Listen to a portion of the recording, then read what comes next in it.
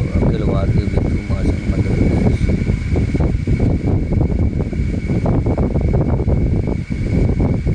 आज इस समय में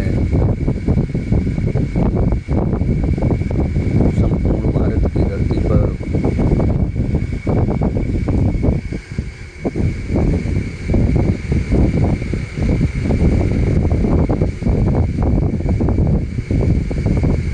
अन्य प्रकार के दुराचारी घटनाक्रम सत्ता और सरकार में के सहारे पर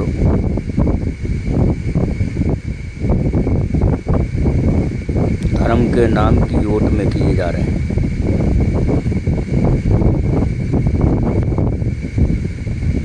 और उन्होंने जो धर्म की ओट में करने वाले लोग हैं उनके साधु संत और सन्यासियों के द्वारा सरकार के संरक्षण में किए जा रहे हैं, क्योंकि उनकी सरकार में बैठे जो विधायक हैं, मंत्री हैं, सांसद हैं, कैबिनेट के मंत्री हैं, राज्य के मंत्री हैं,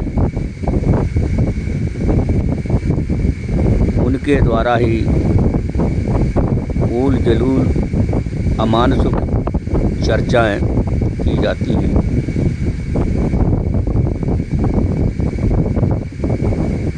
मानवतावादी धर्म को नष्ट करने का प्रयत्न किए जाने का उनका भरपूर प्रयास किया जाता है। जो ये बुद्ध की धरती भारत है, जिसको कभी सम्राट अशोक ने 84,000 स्तूपों का निर्माण किया, विहारों का निर्माण किया। भगवान बुद्ध की 84,000 गाथाओं का वर्णन भी उन्हीं 84,000 स्तूपों और विहारों से, शिलालेखों से, चैत्यों से प्रमाणित होता है। उनको नष्ट करने का काम भारत की धरती पर अगर किसी के द्वारा किया गया तो जो आज सत्ता सरकार में बैठे हुए लोग हैं, जो एक धर्म की बात करते हैं, वो धर्म के स्वयं एक सर्वोच्च बनकर बैठे हैं, जिसे ब्राह्मण जाति कहते हैं। वह ब्राह्मण जाति का धर्म जिसमें असमानता है, जिसमें छुआछूत है, जिसमें भेदभाव है, जिसमें एक जाति की प्रधानता है, वो अपने धर्म को कहता है कि हम धार्मिक हैं। वो धार्मिक बताते हैं। चलो ठीक है, अच्छी बात है, धार्मिक बनते हैं, धार्मिक रहो, लेकिन एक दूसरे मानव से घृणा क्यों? एक दूसरे से वैमनस्यता क्यों? एक दूसरे को नष्ट करने की नीति क्यों?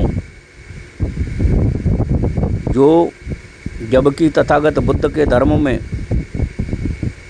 ब्राह्मण किसी जाति विशेष को नहीं कहा गया। ब्राह्मण वह है जो विद्वान है, जाति से ब्राह्मण नहीं। लेकिन भारत की धरती पे तो एक अनपढ़ व्यक्ति, एक भैंस चराने वाला व्यक्ति, एक कचड़े के ढेर को इकट्ठा करने वाला और कचड़े के ढेर को उठाने वाला व्यक्ति, और एक चोरी करने वाला आदमी, एक बलात्कारी करने वाला आदमी, एक छल कपटी व्यक्ति, वह भी अपने आप को जाति के नाम से ब्राह्मण होने का गर्व करता है। वो भारत की धरती पर दुनिया भर के घृणित अपराध करता है। आज गाय की हत्या के ऊपर मुसलमानों के साथ नाइंसाफ़ी की जाती है, वहीं जितने भी आज की तारीख में जो बूचड़ खाने हैं वो किसी भी एक मुसलमान का बूचड़ खाना नहीं है, वो हिंदुओं के बूचड़ खाने हैं जो ऐसे ऐसे नामों से हैं। अल कबीर ऐसे ऐसे नामों से हैं जिसे कोई समझेगा मुसलमान, लेकिन उसका मालिक है हिंदू। और दूसरी ओर गाय के रक्षक बन के गाय को काटने के भी काम किए जा रहे हैं, वो भी हिंदू। बड़ौदा में पकड़ा गया, वो भी हिंदू थे। नोएडा में पकड़े गए, वो भी हिंदू थे। जहाँ जहाँ ये घटनाएं हो रही हैं, गाय का मांस पकड़ा जा रहा है, कहीं गाय की खाल पकड़ी जा रही है, और पकड़े जाने वाले वो हिंदू हैं। फिर ये कहते हैं भगवान बुद्ध के उस सनातन को,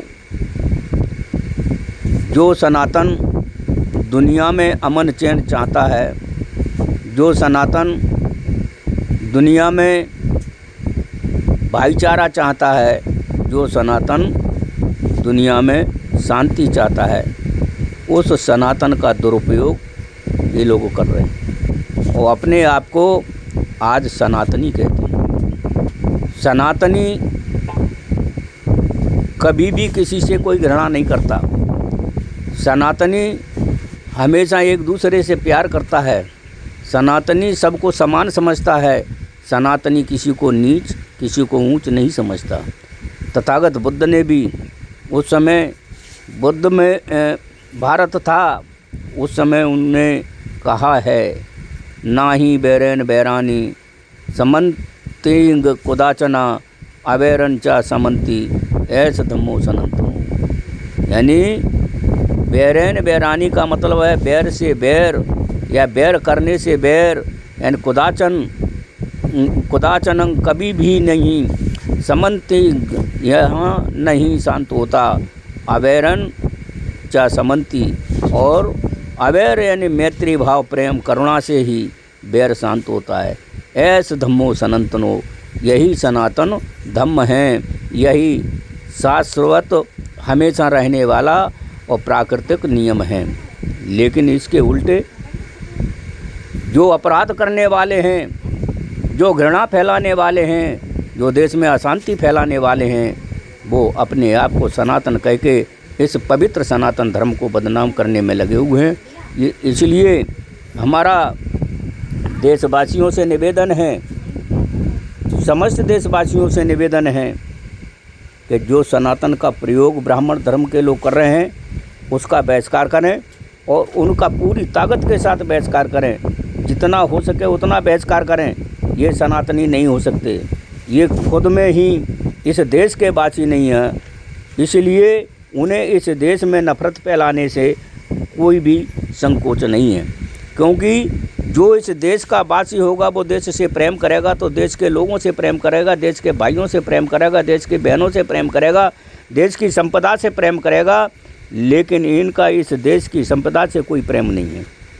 इनका प्रेम है सिर्फ अपने मान बड़प्पन का। इनका प्रेम है कि ब्राह्मण जाति से महान बना रहे, वो चाहे वो कुछ भी अपराध करे, वह ब्राह्मण हैं। ऐसे देश में तमाम सारे, एक स्वरूपानंद है, एक स्वरूपानंद है, एक भद्राचार्य है, एक ऐसे तमाम साधु संत हैं जो मानवता के खिलाफ बकते रहते हैं। और ये बकते हैं सिर्फ सरकारों के इशारों पर। सरकारों को चाहिए कि इनको जेलों के अंदर कर देना चाहिए, लेकिन ये जेलों के अंदर नहीं, क्योंकि अपराधी का जो स्थान होता है वो जेल होती है, परंतु इनको जेल के अंदर न रह करके इनको सुख सुविधाएं दी जा रही हैं। आरएसएस इस देश में सबसे बड़ा आतंकवादी संगठन है, जिस संगठन के द्वारा देश में दंगे फैलाए जाते हैं, बम ब्लास्टर किए जाते हैं, जिसके द्वारा किसी के भी खिलाफ कोई भी षड्यंत्र रचने का पूरा साधन इनके पास उपलब्ध है। किसको बलात्कार में फंसाना है, किसको चोरी में फंसाना है, किसको क्या करना है, ये सारे काम करते हैं। भारत की धरती पर बौद्धों के जितने पवित्र स्थान हैं उन पे इन्हीं के द्वारा षड्यंत्र करके उन पे कब्जे किए जा रहे हैं। ये भारत की धरती है, तुम कितने दिन तक इन पर कब्जा करने का प्रयास करोगे, कितने दिन तक इनको फोड़ने की कोशिश करोगे।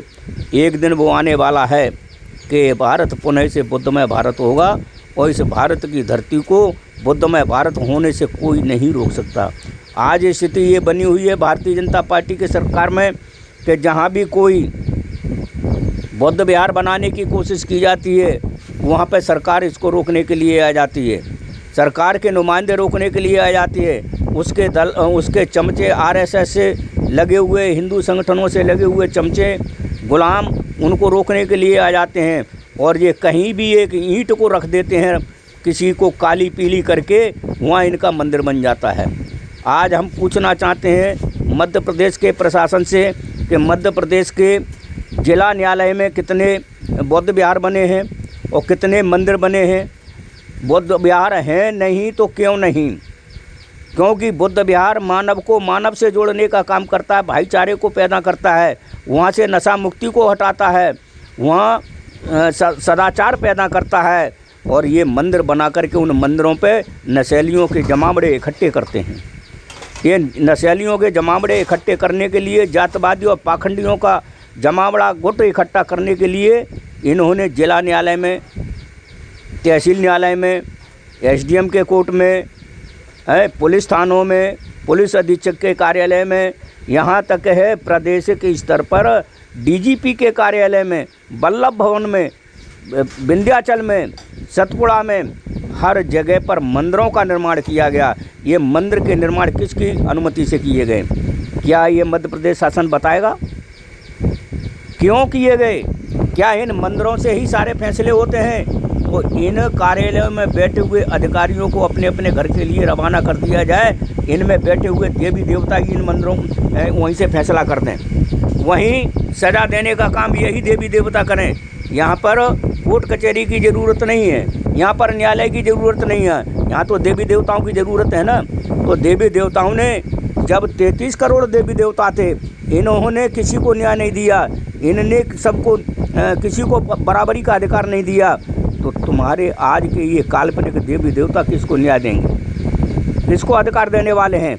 इस देश में बाबा साहब अम्बेडकर के द्वारा संविधान लिखा गया, उन बाबा साहब अम्बेडकर की प्रतिमाएं तोड़ी जाती हैं, उनकी प्रतिमाओं, उनके लिखे संविधान को संसद के द्वारा, संसद के समक्ष, संसद के सामने जंतर मंतर पर जलाया जाता है और जलाने वाले कोई कौन होते हैं? वो एक जाति विशेष के पंडा पुजारी होते हैं, ब्राह्मण होते हैं। उन ब्राह्मणों के द्वारा संविधान जलाया जाता। वही ब्राह्मण साधु संत हैं जो आज हिंदू राष्ट्र को लेकर के, हिंदू राष्ट्र की चर्चाएं पूरे देश भर में कर रहे हैं। कथा भागवत के द्वारा के माध्यमों से, अपने धार्मिक अनुष्ठानों के माध्यम से ये हिंदू राष्ट्र की बात करते हैं। हिंदू राष्ट्र यानी गुलामों का राष्ट्र, यानी फिर से तुम गुलामी इस देश को बनाना चाहते हो, जो देश तुम्हारे ही कारण गुलाम हुआ था। अगर इस देश में कोई मुगल आए तो उन मुगलों को लाने वाला भी इस देश का ब्राह्मण ही था, और अगर अंग्रेज़ों ने भी इस देश में हुकूमत की तो तब भी मुगल ही थे।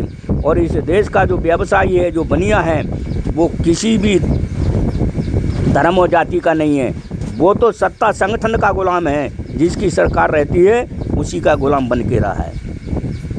अंग्रेज़ों के टाइम में किसी व्यापारी की दुकानें नहीं लूटी गई, मुगलों के टाइम में किसी व्यापारी की दुकानें नहीं लूटी गई, और आज वही व्यापारी जो जिनका गुलाम बन के रहा है, आज वो इस जातवादी मानसिकता के लोगों का गुलाम बन गया है।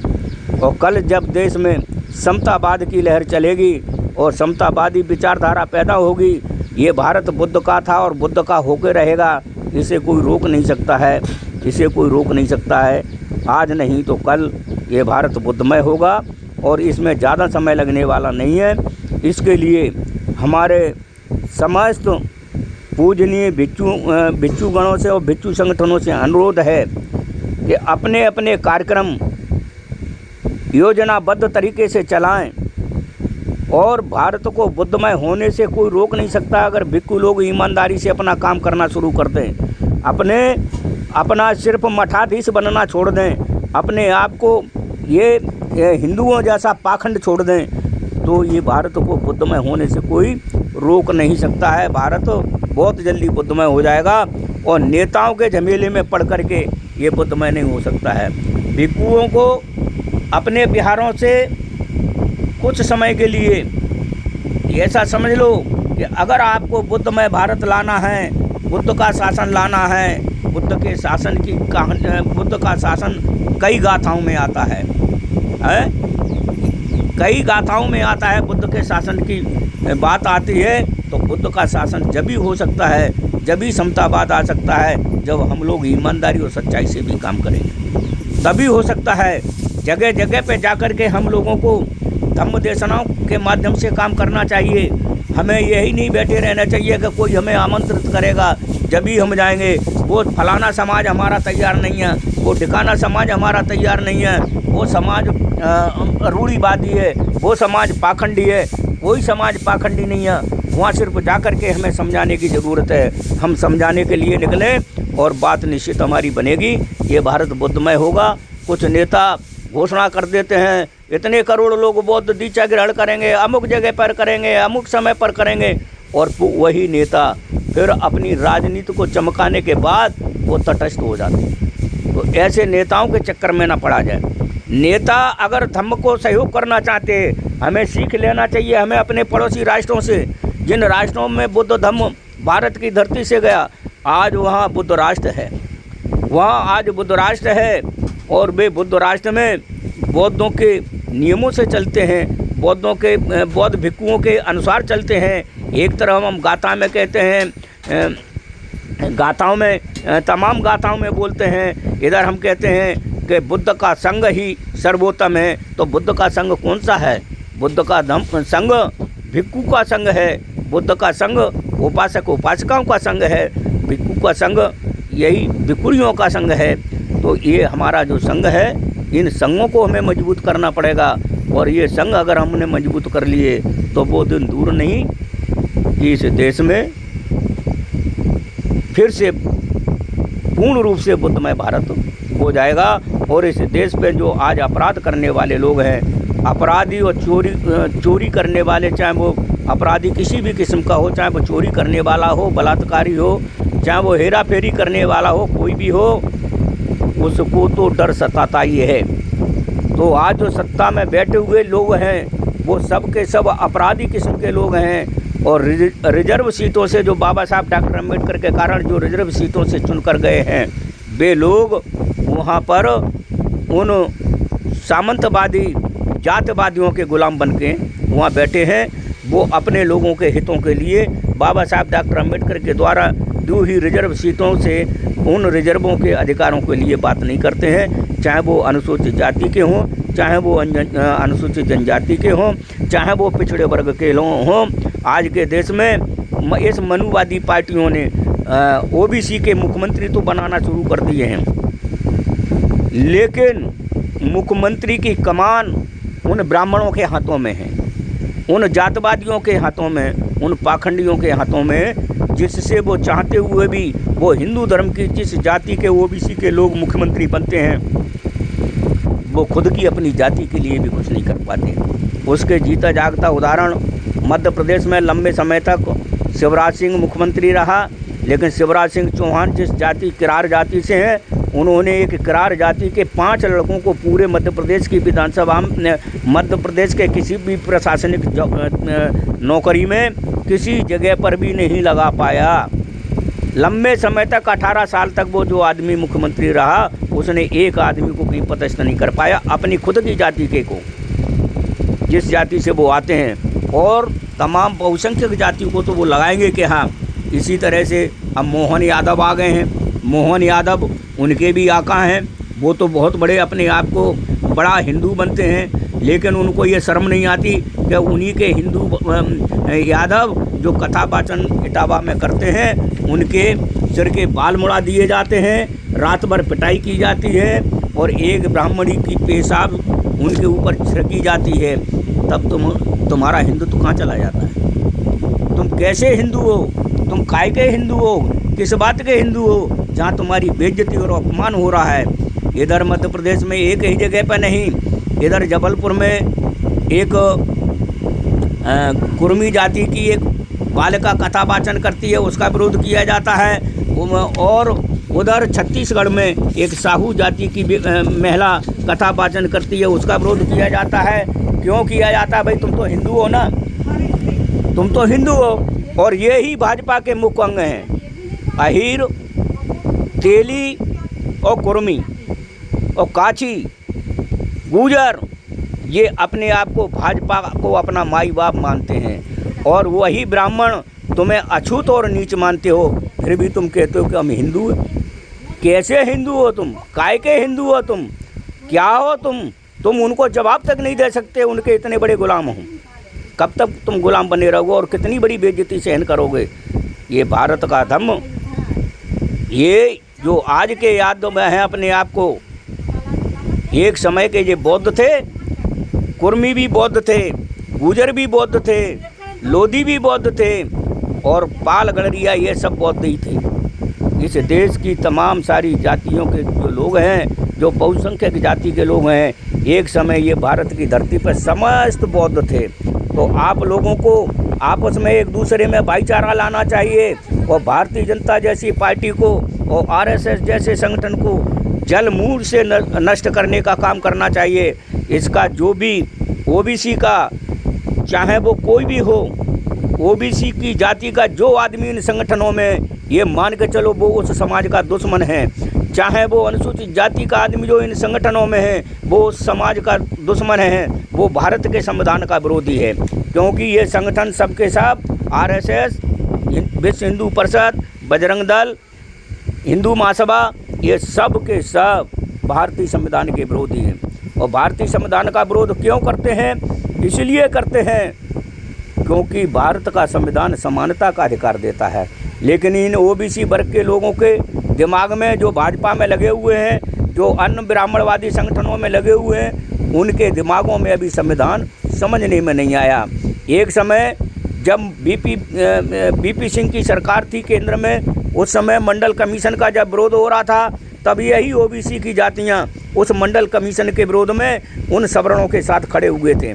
तब तमाम सारे बहुसंख्यक लोगों के द्वारा इनको समझाने का प्रयास किया गया, लेकिन उस समय नहीं माने। जब 27% रिजर्वेशन मध्य प्रदेश में हुआ, तो 27% का रिजर्वेशन का फ़ायदा लेने के लिए आज वही ओबीसी की जातियाँ जिला पंचायत, जनपद पंचायत में और पंचायत में रिजर्व सीटों पर चुनाव लड़ने के लिए तैयार हैं। भाई आप तो सामान्य वर्ग से लड़ना चाहिए। और जो भी अनुसूचित जाति के लोग हैं, जो भाजपा जैसी गंदी पार्टियों में हैं, उन लोगों को भी उन्हें सामान्य सीटों से चुनाव लड़ना चाहिए, उन्हें रिजर्व सीटों से चुनाव नहीं लड़ना चाहिए। और भाजपा में रह करके अगर तुम अपनी भाजपा को अपनी मात्र पार्टी मानते हो और हिंदू धर्म को अपना मात्र हिंदू धर्म मानते हो, तो तुम सामान्य सीटों पर लड़ो। कोई भी भाजपा में रहने वाला अनुसूचित जाति का आदमी, जनजाति का आदमी, भाजपा में रहने वाला आदमी सामान्य सीटों पर चुनाव लड़े, रिजर्व सीटों पर चुनाव लड़े। क्यों नहीं लड़े? इसलिए नहीं लड़े क्योंकि तुम तो उसको माई बाप मानते हो ना। तुम लड़ो सामान्य सीटों पर चुनाव, देखो तुमको कैसे वो सामान्य सीट के पे टिकट देते हैं और कैसे तुमको जितवाने का काम करते हैं। जीतो ना वहाँ पे, 1-2 सीट पे चुनाव जीत गए। भाजपा भी वही खेल करती है कि एकाध सामान्य सीट पे किसी एकाध एससी के एकाध दो ओबीसी के आदमी को टिकट दे करके उनको गुमराह करने का काम करती है, लेकिन उनको मूल धर्म से दूर रखती है। तुम्हारे महापुरुषों का अपमान किसने किया? किसने किया? प्यारी लाल सिंह यादव का अपमान किसने किया? छत्रपति साहू जी महाराज का अपमान किसने किया? जिन छत्रपति साहू जी महाराज ने रिजर्वेशन दिया। और आप याद करिए, छत्रपति साहू जी महाराज का भी अपमान किसने किया? इन्हीं ब्राह्मणों ने किया। और आज धरती पर जितने भी अपमान हो रहे हैं, इतने भी अपमानों को आप लोग झेल करके और वहाँ पर लगे हुए हैं। याद करो उन राष्ट्रों को जो बुद्ध के राष्ट्र हैं, वो विकास की ओर जा रहे हैं। चाहे वो थाईलैंड हो, चाहे वो जापान हो, चाहे बर्मा हो, चाहे आपका श्रीलंका हो, चाहे चीन हो, चाहे वियतनाम हो, छोटे से छोटे राष्ट्र और बड़े से बड़े राष्ट्र विकास की ओर जा रहे हैं। वहाँ समता की लहर चल रही है। समता के समुद्र में लोग स्नान कर रहे हैं। तो ये भारत की धरती, यहाँ पर जातिवाद का, पाखंडवाद का और अंधविश्वास का जहर घोला जा रहा है।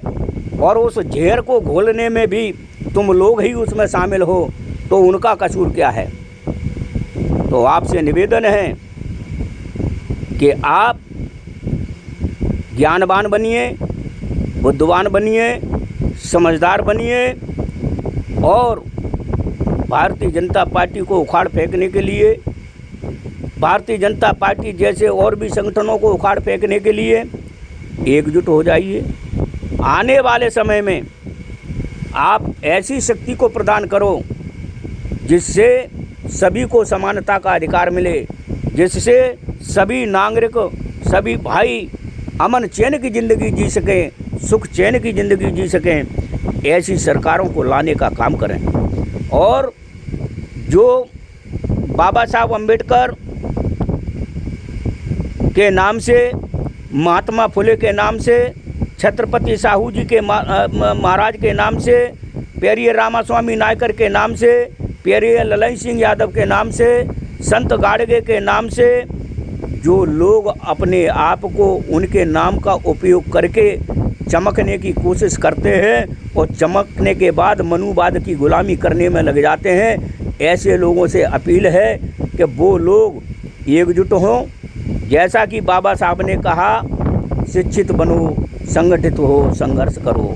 और भगवान बुद्ध ने पहले कहा क्या कि बुद्धं शरणं गच्छामि, धम्मं शरणं गच्छामि और संघं शरणं गच्छामि।